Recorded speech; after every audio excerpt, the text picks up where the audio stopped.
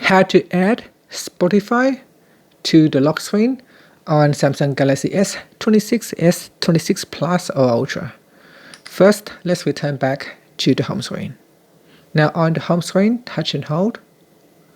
Then we go down and tap on Wallpaper Install. From here, tap on the left hand side panel.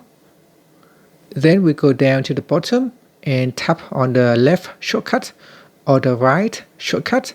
Here, I will tap on the left shortcut, and in the list, you want to scroll down and select Spotify. Now, by default, this is set to the phone application. You can see here, it is set to the phone application, so you want to replace the phone application with Spotify.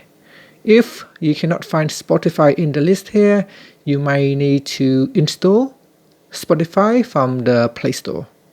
And that's it. So tap on it, then tap on Done. Now tap on the home button to return back to the home screen.